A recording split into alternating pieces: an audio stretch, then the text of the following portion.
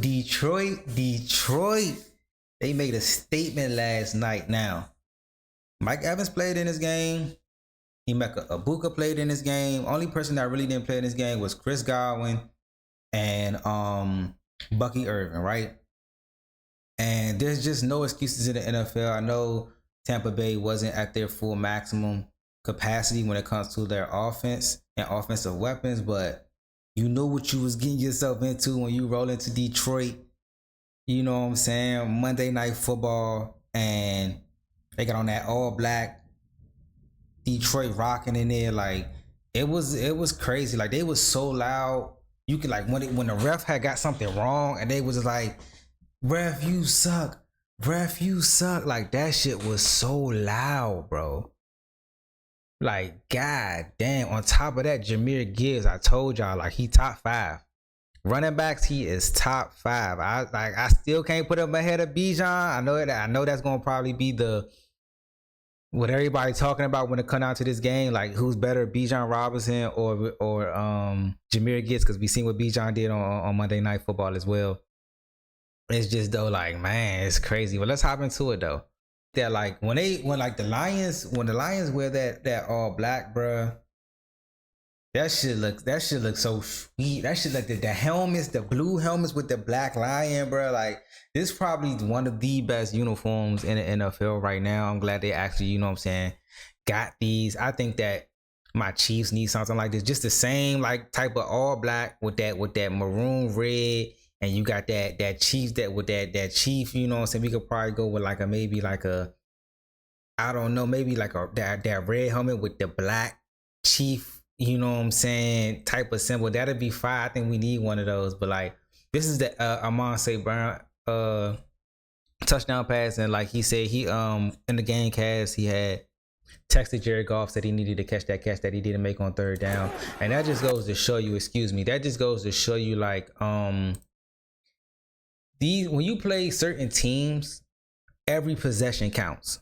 So if you don't get any points on a certain possession, it can cost you the game right here. But like this is just basically a crossing route. They're playing man to man. He beats the man right here. That man falls down. That's an easy walk-in touchdown by Amon-Ra St. Brown.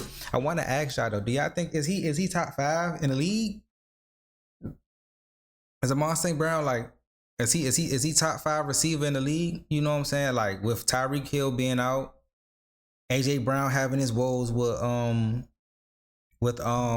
Jalen Hurts. You still got Jamar Chase. I mean, he made a statement with Joe Flacco. You still got Justin Jefferson, even though they got Carson Wentz over there. Like they don't really have a legitimate quarterback in Minnesota. It's kind of like then you got Sam Darnold and Jackson Smith and Jigma. They starting to get on track. Like where are we ranking like Amon-Ra St. Brown and Jared Goff as a connection? That's just crazy though, man. It's like I'm telling you, bro. Hit them with that. You feel me? Hey, it's hard. It's hard to win in that building. So that's why you got to look at it like, damn, bro. You really, really got to look at what Jaden Daniels did in the playoffs to go into Detroit and get that dub. It's crazy because it's hard to go in there and get a dub, man. It really is. It's not to say that Tampa Bay didn't come to play. It's more so like I just feel like they was due for a loss. You know Detroit was going to come out firing on all cylinders after they lost to my Chiefs. You just knew like they still physical. Detroit is still physical. They still have weapons everywhere. You know what I'm saying? You got Amon-Ra St. Brown. You got Williams. You got Gibbs, you got Montgomery, you got Lapoya. Like there's still definitely heavy weapons on that side of the ball. On top of that, the defense is starting to come around. You feel what I'm saying? To beat the Detroit Lions, you have to play a complete game. You got to be able to run the ball. You got to be able to convert 3rd downs. You got to be able to get off the field, and you got to be able to score touchdowns and not field goals. So for them to get out, you know what I'm saying, right here, Tampa Bay. This is why I want Chris Jones at the D tackle position at all times, because it's so like, yes, having edge pressure is critical, but like if you got a person that can get edge pressure and that quarterback can step up in the pocket, you can kind of kind of eliminate that to a certain extent. But if you can get this type of pressure up the middle right here, as you can see, if you can get that, like for them to push the defense, the offensive line into the quarterback, that's such good job, because now actually that's the edge defenders actually getting in there. Actually, the edge defenders probably collapse the pocket. But you get the gist of what I'm saying. It's like, if you can collapse the pocket, that's basically what I'm saying. If you can collapse the pocket on the quarterback, you can get plays like this. And with Jared Goff not being as mobile as other quarterbacks, that's their Achilles heel. Because you know he's going to get the ball out of his hand. He has a high completion rate. He's going to be efficient. And if you let things happen like how it happened on that last play, where you know what I'm saying, you let guys run free, they can score. You know, they got home run hitters in Jahmyr Gibbs and Amon-Ra St. So that weakness of that offense is, if you can get pressure on Jared Goff, it takes away all of that. This is the actual play right here. Like, when you see Jahmyr Gibbs play, you can tell, like, this is like, okay, you can tell like he's faster than a lot of the people on the field, bro. Just watch. Now he's gonna basically, when you are running back and you see you got a blocker in front of you, right? And you have two defenders, you're not even looking at the guy that he's being blocked. Now you're just trying to basically make a move. If I'm him, I'm trying to make 54 and 23 run into each other. So he's gonna basically patiently split them two. What I say? He's gonna make them run into each other. Luckily, number 23 held on, because if he wouldn't have held on, he would have kept running. Like, just the pure speed of Gibbs, bro, it's come on, bro. I think that it's gonna be hard to say. They probably wouldn't do it, probably next year. But I would trade Montgomery. I ain't even gonna hold you. I would trade him and get some picks or get another player for him. And just, like, I want Gibbs to be the full-time back. I don't know if he can handle it or not, but, like, at some point, it's gonna come to that point to where it's though, like, I want him to be the full-time back.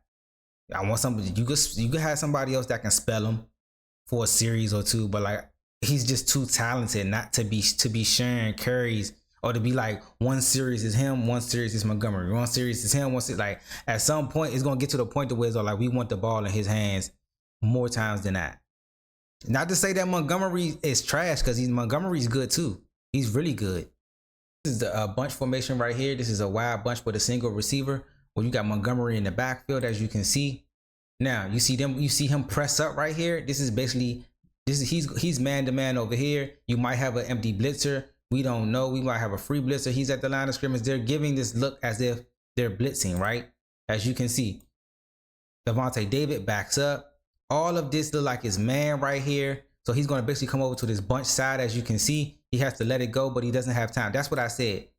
This is the Detroit Lions Achilles heel, but you can't do it the whole game. But this is their Achilles heel, is that Jared Goff is not mobile. He can't get away. If you get pressure, you get free rushers, and if you get instant pressure, the play is just about done. It's done because he can't move. This is, hey, bro. Ooh, this is gonna be the question. Who's better, Bijan Robinson or Jahmyr Gibbs? Who's, like, bro? He's gone. Like, 31 has no chance. No chance of catching him, bro, like that. He scored like that. That's crazy, bro. That's why I said, like, he could easily be the best back in the league, or he could be top 5. But it's because he shares the load, and he shares a big enough load with Montgomery. But, like, if they was to say, you know what, we want Jahmyr Gibbs to be our full-time back, we'll go ahead and trade Montgomery. We'll get another back to spell him here and there. It could be, he could have a CJ 2K type of season. When I see Jahmyr Gibbs, that's what I see. He could have a CJ 2K type of season. He can go for 200. He can go for 2,000 yards for sure. If you just say, this is our guy. You feel what I'm saying? But today's NFL was different when it comes out to, like, running backs and stuff like that. That's like, he got there fat. That was like a 70-something yard run. And nobody had a chance. Did he even get touched? Did he even get touched anytime? Look, he hit the middle. He never got touched. This is a 70-yard touchdown and he never got touched. He never got touched, my boy. That's crazy. He looked like he wanted to bounce it out. He was just patient. And that hole opened up. He never got touched at all, bro. Ever. Then they just the Spider-Man and Superman, they stupid. Detroit, I don't know. Minnesota last year, they was like that with the Sellies, with the touchdown celebrations. Detroit always been fire with them though. And he got on the 11s? And he got on the cap and gowns going crazy. If you're an offensive player, you have to know that the Peanut Tillman punch is coming from just about any and everybody, bruh.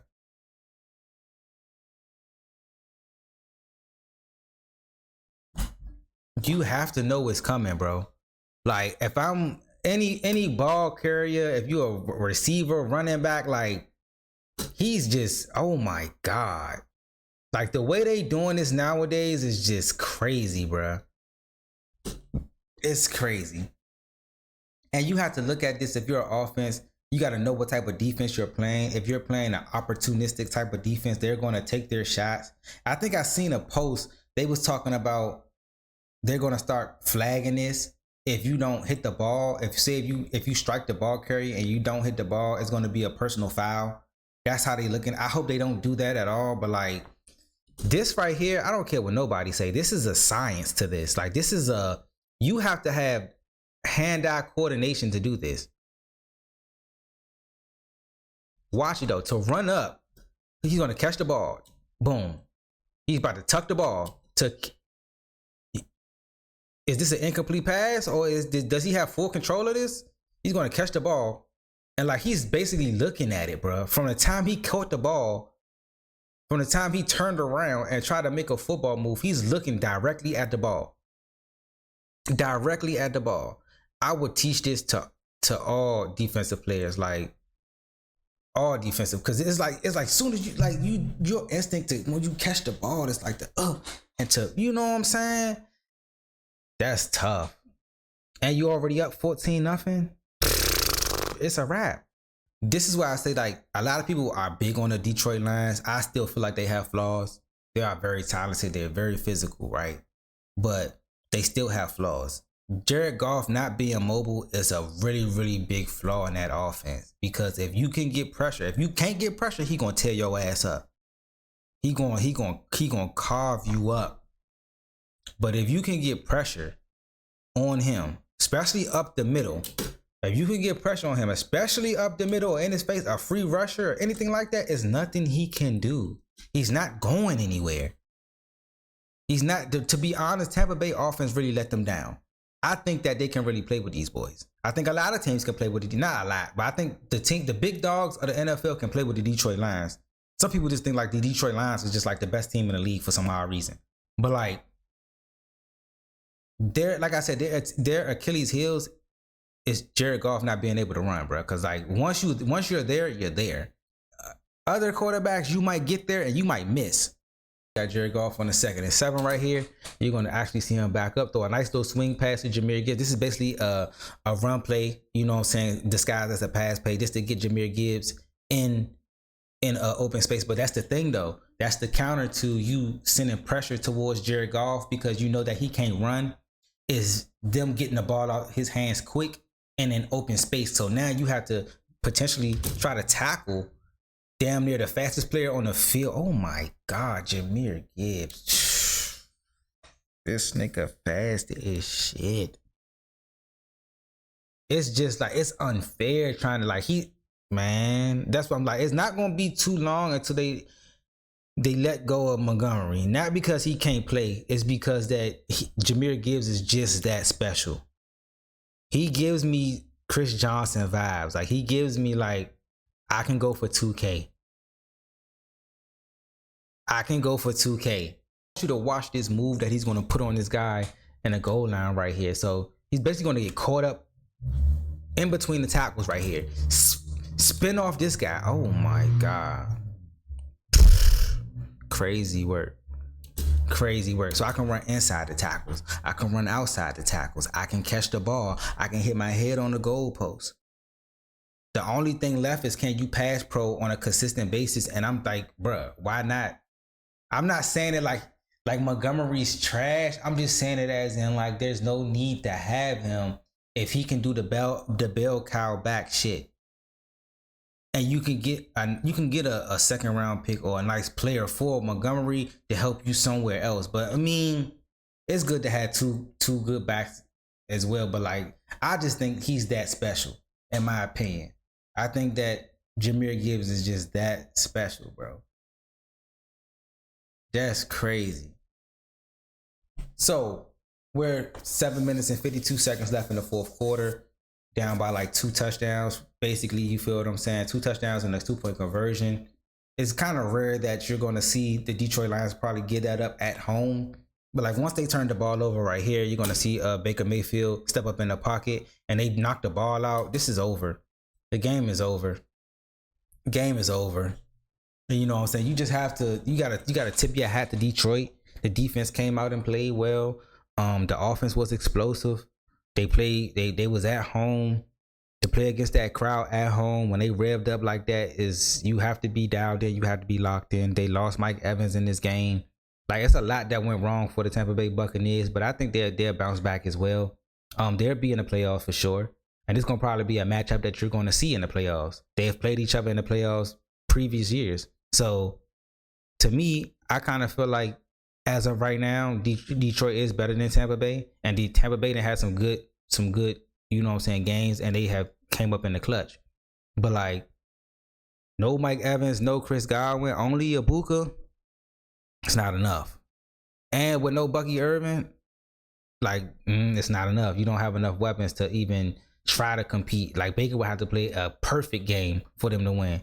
That means you can't turn the ball over. You got to have a high completion rate on third down. Like, you would have to do a lot of things well for that game to go right. So they might be into the, you know what I'm saying, free agent market before the trade deadline looking for a receiver if Mike Evans can't go. So it is what it is. Let me know what you feel about this game right here. Make sure you hit that like button, hit that comment button. Make sure you subscribe to the channel. I'm going to catch you on the next one.